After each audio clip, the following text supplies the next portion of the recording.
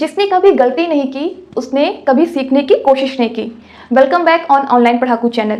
आज की ये मेरी वीडियो किसी हिंदी ग्रामर के टॉपिक से रिलेटेड नहीं है। आज का टॉपिक बहुत ही इंपॉर्टेंट है, स्पेशली उन स्टूडेंट्स के लिए जो शायद हिंदी राइटिंग में कहीं ना कहीं थोड़े से पीछे रह जाते हैं, क्योंकि उनकी हिंदी हैंड राइटिंग ऐसी होती है कि शब्द थोड़े से समझ में नहीं आते हैं, आड़े तिरछे होते हैं। और आप सबको पता है कि अगर शब्द अच्छे नहीं होते हैं तो आपकी नोटबुक भी अच्छी नहीं लगती है, टीचर को आपके लिखे हुए अक्षर प्रॉपर विजिबल नहीं होते हैं, आपके जो टेस्ट और या एग्जाम्स होते हैं उसमें भी आपके मार्क्स सिर्फ हैंड राइटिंग की वजह से कट हो जाते हैं। ठीक है, तो मैंने ऐसे आज सोचा कि आज क्यों नहीं छोटी सी वीडियो बनाते हैं सिर्फ इस टॉपिक पे कि हम कैसे हिंदी राइटिंग को इम्प्रूव कर सकते हैं।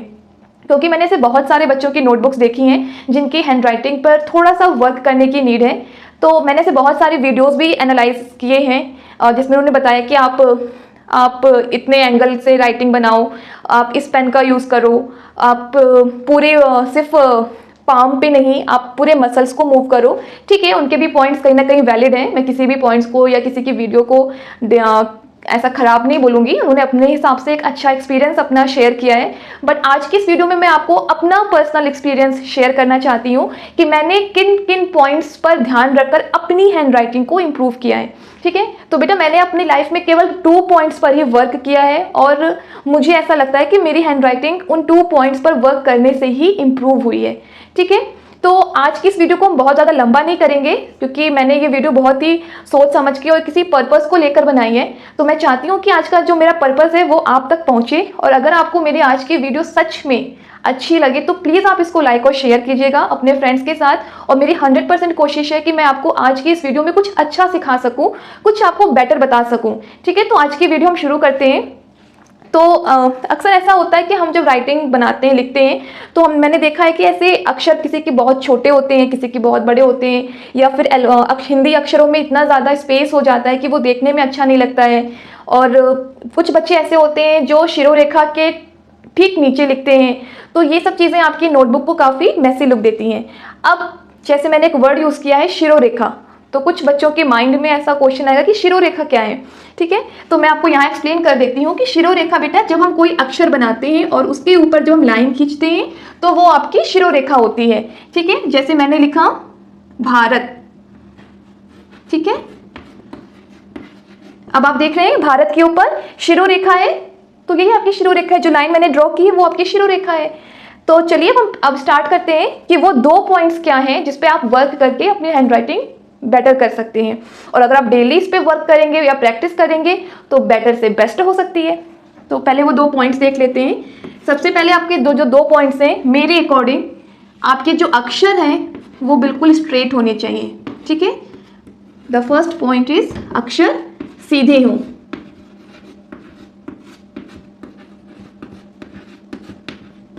दूसरा पॉइंट है शिरोरेखा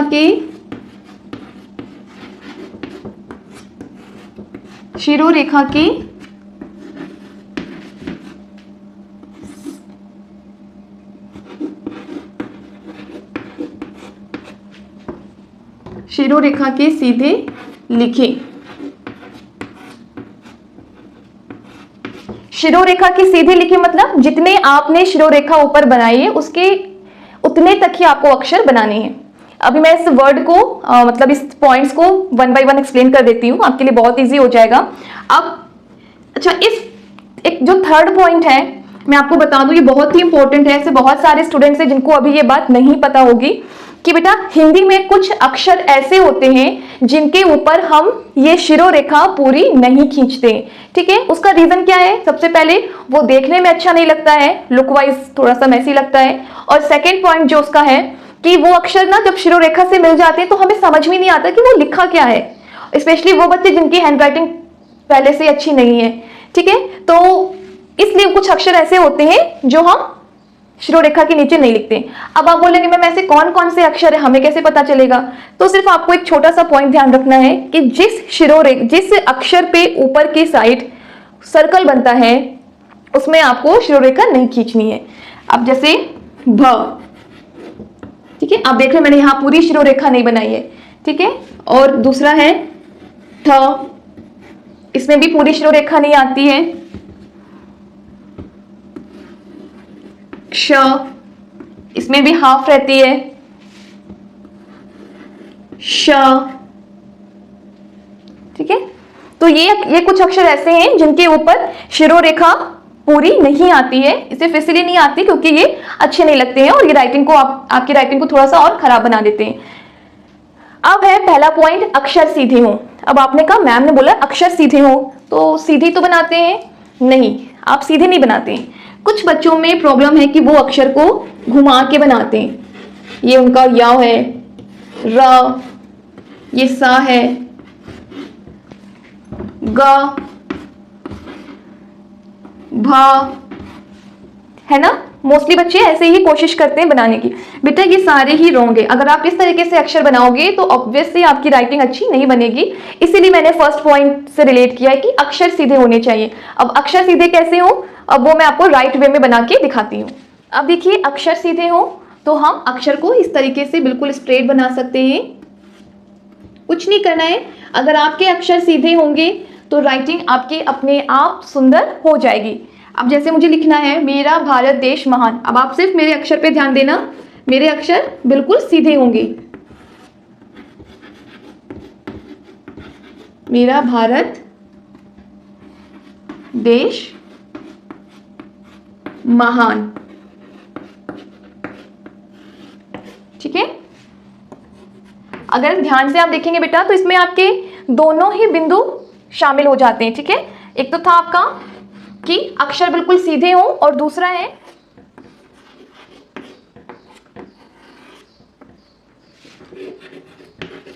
शिरोरेखा के सीध में अक्षर।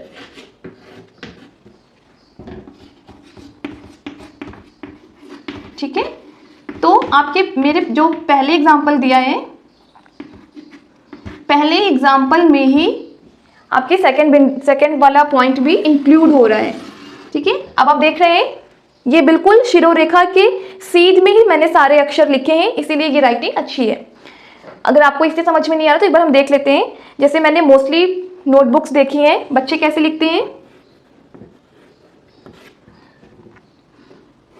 उन्होंने लिखा मेरा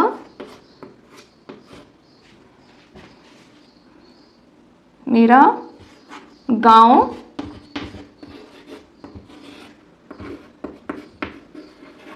बहुत सुंदर है। अब आप देख रहे हैं अगर आपकी शिरोरेखा प्रॉपर नहीं होगी तो आपके अक्षर भी देखने में सुंदर नहीं लगेंगे। इसीलिए मैंने आपको बताया है कि शिरोरेखा की सीध में अक्षर होने चाहिए, मतलब आपके अक्षर भी स्ट्रेट हो और आपकी शिरोरेखा भी बिल्कुल सीधी हो। अब मैं इसी लाइन को इस बिंदु के आधार पर फिर से लिखने वाली हूँ और आप देखना आपको यही लाइन अभी अच्छी नहीं लग रही है, और अगर जब मैं इस पॉइंट को फॉलो करूंगी तो आपको वो लाइन अच्छी लगने लगेगी। चलिए मैं लिखती हूँ, मेरा गांव बहुत सुंदर, मेरा गांव बहुत सुंदर है। देखिए है ना, सिर्फ 2 बिंदु है आधार और आपके राइटिंग में होगा सुधार। ठीक है, तो इस तरीके से आप अपनी हैंडराइटिंग को इम्प्रूव कर सकते हैं। वीडियो के लास्ट में मैं आपको एक नोटबुक का पेज दिखाऊंगी जिस पे मैंने खुद लिखा है, क्योंकि हो सकता है आपको बोर्ड के माध्यम से बहुत अच्छे से क्लियर ना हो कि कैसे लिखना है, तो मैं आपको एक बार नोटबुक का एक पेज दिखा दूंगी जिसमें मैंने लिखा है। उस हैंडराइटिंग को आप देखकर समझना कि आप किस प्रकार से अपनी हैंडराइटिंग को इम्प्रूव करेंगे और किस तरीके से आप अक्षर को बनाकर उसके ऊपर प्रॉपर शिरोरेखा खींचेंगे। मैं आपके लिए और अच्छे कंटेंट लेके आऊँगी, एक और अच्छी वीडियो बनाऊँगी जिससे आप बहुत कुछ इस वीडियो से सीख सकें। आपसे एक नई वीडियो में एक नए टॉपिक के साथ, तब तक के लिए बाय, कीप लर्निंग।